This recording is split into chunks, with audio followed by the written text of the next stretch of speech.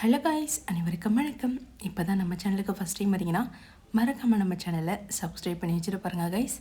வாங்க கதைக்குள்ளே போகலாம். காலேஜ் கேம்பஸ் வாசலுக்கு அருகில் இருந்த அந்த சிறிய யதார்த்தமான ஃபில்டர் காஃபி கடை மாலை நேரத்து இதமான காற்றில் மரத்தடி நிழலில் இருந்த ஒரு டேபிளில் அமர்ந்திருந்தார்கள் நித்திலாவும் செலியனும். செலியன் ஆர்டர் செய்த அந்த சூடான ஃபில்டர் காஃபியின் மனம் அந்த இடத்தையே நிறைத்திருந்தது. நித்திலா காஃபி கிளாஸை தன் கைகளில் ஏந்தி அதன் சூட்டை உணர்ந்தபடியே மெதுவாக ஒரு மடக்கு குடிக்கிறாள். அவளது நெற்றி தலைவலி அந்த சூடான காஃபியிலும் செலியனின் தோழமையிலும் கொஞ்சம் கொஞ்சமாக கரைய தொடங்கியிருந்தது. நித்திலா காஃபி கொடுப்பதை பார்த்து புன்னகைத்த செலியனோ, இப்போ எப்படி இருக்கு நித்திலா? நான் சொன்னேன்ல, இந்த செலியன் கைராசி அப்படி. நான் கூட்டிகிட்டு வந்து காஃபி கொடுத்தா எவ்வளோ பெரிய தலைவலியாக இருந்தாலும் ஓடி போயிடும் என்று கூற, நித்திலாவோ மனம் திறந்து ஒரு மெல்லிய புன்னகையோடு, ஆமாடா செலியா, இப்போதான் தலைவலி கொஞ்சம் குறையுது. காலையிலிருந்து மனசுக்குள்ள ஒரு புயலே அடிச்சுக்கிட்டு இருந்தது செலியா. ஆனால் நீ பக்கத்தில் இருந்து பேசினதுக்கு அப்புறம்தான் எனக்குள்ள ஒரு தைரியமே வந்திருக்கு. ரொம்ப தேங்க்ஸ்டா செலியா என்று கூறினாள். செலியன் அவளது கைகளை பற்ற போய் பின் தயங்கி தன் கைகளை திரும்ப எடுத்துக்கொண்டு கண்களில் ஒரு ஆழமான காதலோடு, ஏய், மறுபடியும் தேங்க்ஸ் சொல்றியா? உனக்காக நிற்கிறது என் கடமை நித்திலா. இந்த உலகத்தில் எவன் உன்னை தப்பாக பேசினாலும் அவங்க முன்னாடி உனக்கு ஒரு கேடயமாக இந்த செலியன் நிற்பான். நீ எப்பவும் இதே மாதிரி சிரிச்சுக்கிட்டே இருக்கணும் நித்திலா, அதுதான் எனக்கு வேணும் என்று செலியன் கூறிக்கொண்டிருக்கும் பொழுது அங்கே ஒரு கருப்பு நிற கார் சடார் என்று வந்தது. காரின் கதவு திறக்கப்பட கருப்பு வெல்வெட் கோட், கருப்பு கூலிங் கிளாஸ் அணிந்து தன் திமிரான ராக்ஸ்டார் தோரணியில் காரில் இருந்து இறங்குகிறான் மித்ரன். அவனது முகம் எப்போதும் இல்லாத அளவிற்கு பொறாமையின் உக்கிரத்திலும் கோபத்திலும் சிவந்து போயிருந்தது. தன் காரில் இருந்து வரும்போதே தன் தாரகை நித்திலா வேறொரு ஆணோடு அமர்ந்து சிரித்து பேசுவதையும் அவன் அவளிடம் உரிமை எடுத்துக்கொள்வதையும் தன் கண்களால் பார்த்திருந்தான் அந்த ராவணன். அவனால் அதை தாங்கிக் கொள்ள முடியவில்லை. அவனுக்குள் இருந்த அந்த பொசசிவ்னஸ் அணு அணுவாக எரிய தொடங்கியது. தன் கம்பீர நடையோடு விறுவிறுவென்று காஃபி கடைக்குள் நுழைந்தான் மித்ரன். அவனுக்கு பின்னால் பதற்றத்தோடு சித்தார்த் ஓடி வந்தான். மித்ரனை பார்த்ததும் நித்திலா அதிர்ச்சியில் காஃபி கிளாஸை டேபிளில் வைக்க செலியன் தன் சீட்டில் இருந்து கம்பீரமாக எழுந்து நின்றான். மித்ரன் நேராக வந்து அவர்களின் டேபிளின் முன்னால் நிற்கிறான். தன் கூலிங் கிளாஸை சுழற்றி டேபிளில் சடார் என்று எறிந்துவிட்டு தன் ஒற்றை பார்வையால் செலியனை மேலிருந்து கீழ் வரை ஒரு ஏளன பார்வை பார்த்தான். பின்னர் தன் தீர்க்கமான கண்களை நித்திலாவின் மீது திருப்பினான். என்ன ப்ரொஃபஸர் மேடம், நேற்று உன் வீட்டுக்கு வந்தப்போ என் நெஞ்சில் கை வச்சு தள்ளிட்டு உங்களால் என் மானமே போச்சு, என் வீட்டு வாசலுக்கு வராதிங்கன்னு கிளாஸ் எடுத்தீங்க. ஆனால் இப்போது காலேஜ் முடிஞ்சதும் இந்த ஆள் கூட வந்து இவ்வளவு க்யூட்டாக சிரித்து பேசி காஃபி குடிச்சிட்ருக்கீங்க. யாருவன்? செலியனோ மித்ரனின் அந்த திமிரான பேச்சை கேட்டு சற்றும் அசராமல் முன்னால் வந்து தடுத்து நின்றான். மிஸ்டர் மித்ரன், உங்கள் ராக் ஸ்டார் ஆட்டிடியூடை உங்கள் மீடியா முன்னாடியும் உங்கள் பங்களாவிலையும் வச்சுக்கோங்க. இங்கே வந்து நித்திலா கிட்ட உங்கள் அதிகாரத்தை காட்டாதீங்க. நான் தான் செலியன், நித்திலாவோட சின்ன வயசுலேருந்து ஃப்ரெண்ட். மித்ரன் செலியனை ஒரு நக்கல் புன்னகையோடு பார்த்துவிட்டு சட்டென்று அவனது சட்டை காலரை பிடிக்காத குறையாக நெருங்கி வந்து, ஃப்ரெண்டா? ஹே சோடா புட்டி ஃப்ரெண்ட், ஓ லிமிட் என்னவோ அதை மட்டும் பண்ணுடா. இவ யாரு தெரியுமா? என் பாட்டி எனக்காக பார்த்து வச்ச பொண்ணுடா.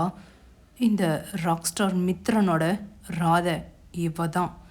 இவ கூட காஃபி குடிக்கிறதோ இவளுக்கு தலைவடிச்சா பார்க்குறதோ எல்லாமே இந்த மித்ரனோட உரிமை மட்டும்தான்டா.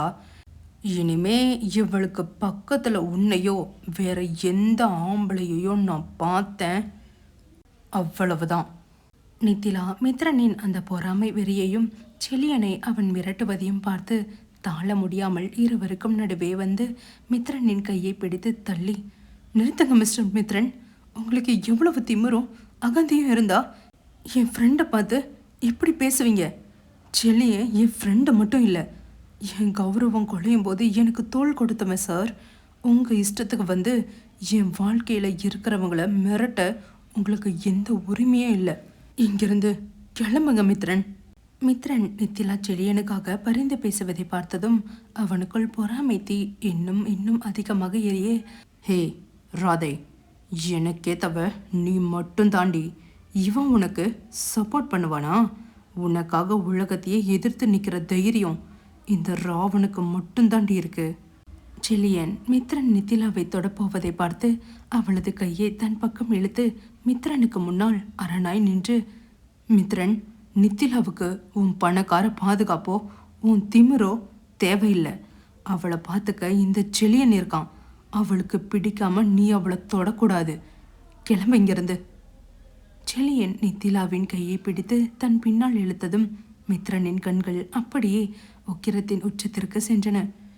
ஏன் ராதிய வேறொருத்தன் தொட்டு இழுக்கிறதா என்று அந்த பேராண்மை ஈகோவும் பொறாமையும் அவனுக்குள் காட்டு தீயாக வெடிக்க அந்த சிறிய காஃபி கடைக்குள்ளேயே இரு சிங்கங்களும் நேருக்கு நேர் மோதிக்கொள்ளும் தருணம் அணு அணுவாக அரங்கேறி கொண்டிருந்தது. செழியன் நித்திலாவின் கையை பிடித்து தன் பின்னால் இழுத்த அந்த நொடி மித்ரனின் பொறுமை அடியோடு மறைந்தது. மித்ரன் தன் கைகளை இறுக்கமாக மூடி பற்களை கடிக்க அவனது முகத்தில் இருந்த நரம்புகள் புடைத்தன. செழியனை நோக்கி ஒரு அடி முன்னால் வந்து தன் இடிமுழக்கு குரலில், ஹேய் சோடா புட்டி, உன்கிட்ட நான் ரொம்ப மரியாதையாக பேசிகிட்டு இருக்கேன்டா. ஆனால் நீ உன் லிமிட்டை தாண்டி விளையாடுற. என் ராதையோட கையை நீ தொட்டி இழுப்பியா? மித்ரனின் அந்த உக்கிரமான பார்வையிலும் லேசாக செழியன் நடுங்கினாலும் தன் தைரியத்தை விடாமல், மித்ரன், நீங்கள் எவ்வளோ பெரிய ராக் ஸ்டாராக இருந்தாலும் நித்திலாவுக்கு பிடிக்காம அவளை நீங்கள் இங்கிருந்து கூட்டிகிட்டு போக முடியாது. அவள் கையை விடுங்க முதல்ல. செழியன் பேசி முடிப்பதற்குள் மித்ரன் செழியனை தன் ஒற்றை கையால் அப்படியே பலமாக தள்ள செழியன் நிலை தடுமாறி பின்னால் இருக்கும் டேபிளில் போய் விழ நித்திலா அதிர்ச்சியில் செழியா என்று கத்துகிறாள். ஆனால் அவள் அடுத்த அடி எடுத்து வைப்பதற்குள் மித்ரன் அவளது அருகில் மின்னல் வேகத்தில் வந்து நின்றான். மித்ரனை கண்ட நித்திலாவோ பயத்தில் நடுங்கிக் கொண்டே, மித்ரன், என்ன என்ன பண்றீங்க என்று அவள் பேசும் முன்பே அவளது பேச்சை பாதியிலே நிறுத்தியவன் அவளது முகத்தை ஆழமாக பார்த்து, நான் சொன்னா நீ கேட்க மாட்டியாடி ராதை. இந்த ராவண பேச்சை மீறி இந்த சோடா புட்டி பைய கூட உட்காந்து காஃபி குடிப்பிய நீ? அடுத்த நொடி நித்திலா ஐயோ என்று அலறுவதற்குள் மித்ரன் சற்றும் யோசிக்காமல் தன் இரும்பு கரங்களாலும் அவளது மெல்லிய இடையையும் கால்களையும் சேர்த்து அப்படியே அலேக்காக தூக்கினான். நித்திலா காற்றில் மிதப்பது போல் அவனது தோள்களுக்குள் சுருண்டு கொண்டாள். நித்திலா அவனது நெஞ்சில் தன் கைகளால் பலமாக அடித்து குத்தி காற்றில் கால்களை உதைத்து அலறியபடி, மித்ரன் விடுங்க மித்ரன், எல்லாம் பார்க்குறாங்க, காலேஜ் ஸ்டூடெண்ட்ஸ் பார்க்குறாங்க மித்ரன், விடுங்க, என்னை இப்படி அசிங்கமாக தூக்கிட்டு போகாதீங்க மித்ரன், ப்ளீஸ் ப்ளீஸ் விட்டுருங்க மித்ரன், என்னை இறக்கி விடுங்க. நித்திலா அவனது இரும்பு பெடியில் இருந்து விடுபட முடியாமல் அவனது நெஞ்சில் அடித்து கொண்டே தவிக்க மித்ரன் அவளை தன் கைகளில் ஏந்தியபடியே டேபிளில் விழுந்து எழுந்து கொண்டிருந்த செழியனை பார்த்து தன் உதட்டின் ஓரத்தில் ஒரு நக்கலான புன்னகையை உதிர்த்தான். அவனது குரலில் இப்போது ஒரு அலாதியான ராக்ஸ்டார் திமிர் இருந்தது. செழியனை ஏளனமாக பார்த்து, மிஸ்டர் சோடா புட்டி சார், நீங்கள் நித்திலாவை பற்றி ரொம்ப கவலைப்படாதீங்க. இவ ஏன் ராதை, இவளை ரொம்ப பத்திரமா அவள் வீட்டில் நானே கொண்டு போய் ட்ராப் பண்ணிடுவேன். நீங்கள் உங்கள் பையை தூக்கிட்டு பேசாமல் வீட்டுக்கு கிளம்புங்க சார். பாய் பாய். கோபத்தில் கத்தி கொண்டே ஓடி வந்தான் செழியன். மித்ரன், நித்திலாவை இறக்கி விடுடா. டே, அவளை எங்கடா கூட்டிகிட்டு போகிற? செழியன் ஓடி வருவதற்குள் மித்ரன் நித்திலாவை தூக்கி கொண்டு விறுவிறுவென்று தன் சொகுசு காரின் அருகில் வந்து சித்தார்த் காரின் கதவை திறக்க அவளை காரின் பின் சீட்டில் சட்டென்று உள்ளே போட்டான். அவளுக்கு பின்னாடியே அவனும் காருக்குள் ஏறி அமர்ந்து கதவை பலமாக மூடினான். செழியன் ஓடி வந்து காரின் கண்ணாடியை பலமாக தட்டி கத்தினான். நித்திலா, நித்திலா, காரை திறடா மித்ரன், நித்திலா. செழியன் காரின் பின்னாடியே ஓடி வர காரின் இன்ஜின் சீறி பாய கார் மின்னல் வேகத்தில் அந்த இடத்தை விட்டு நகர்ந்தது. காருக்குள் பின் சீட்டின் ஓரத்தில் பயத்திலும் நடுக்கத்திலும் சுருண்டு உட்கார்ந்திருந்தாள் நித்திலா. அவளது கண்கள் சிவந்து கண்ணீர் கண்ணத்தில் வழியே காரின் பின் கண்ணாடி வழியே தூரத்தில் ஓடி வந்து நிலை தடுமாறி ரோட்டில் விழும் தன் நண்பன் செழியனையே தவிப்போடு பார்த்தாள். கண்ணீர் விட்டு கதறியபடி காரின் கதவை திறக்க முயன்றாள் நித்திலா. செலியா, செலியா, மிஸ்டர் மித்ரன், காரை நிறுத்துங்க. என் ஃப்ரெண்டு அங்கே ரோட்டில் தள்ளி விட்டுட்டு என்னை இப்படி கடத்திட்டு வரீங்களே, நீங்களாம் மனுஷனே இல்லை. காரை நிறுத்துங்க, என்னை இறக்கி விடுங்க மித்ரன். மித்ரன் அவளது கைகளை பலமாக பற்றி தன் பக்கம் இழுத்து அவளது முகத்திற்கு நேராக தன் முகத்தை கொண்டு வந்து, ஹே ராதே, சும்மா கத்தாதடி, கார் மூவ் ஆயிடுச்சு. இனி இந்த ராவணனோட சிறையில் இருந்து உன்னால் தப்பிக்க முடியாதுடி. பேசாம அமைதியா உட்காந்துட்டு வா. மித்ரனின் அந்த அழுத்தமான பிடியிலும் காரின் அதிவேக பயணத்திலும் நித்திலா வேறு வழி இல்லாமல் அவனது நெஞ்சையே வெறித்து பார்த்தபடி அழுது கொண்டே அமர்ந்திருக்க, கார் அவளது வீட்டை நோக்கி புயல் வேகத்தில் பறந்து கொண்டிருந்தது. கார் அதிவேகத்தில் சாலையில் பறந்து கொண்டிருக்க, பின் சீட்டின் ஒரு ஓரமாக தன் புடவையை இறுக்கமாக அணைத்து கொண்டு பயமும் கோபமும் கலந்த முகத்தோடு அமர்ந்திருந்தாள் நித்திலா. அவளது கண்ணீர் துளிகள் கன்னத்தில் தாரை தாரையாக கொட்டி கொண்டிருந்தன. அவளுக்கு மிக அருகில் அவளையே தன் தீர்க்கமான கண்களால் பார்த்தபடி ராக்ஸ்டார் தோரணையில் அமர்ந்திருந்தான் மித்ரன். நித்திலா காரின் கதவு பக்கமாக நகர்ந்து அதன் லாக்கை திறக்க முயன்றாள்.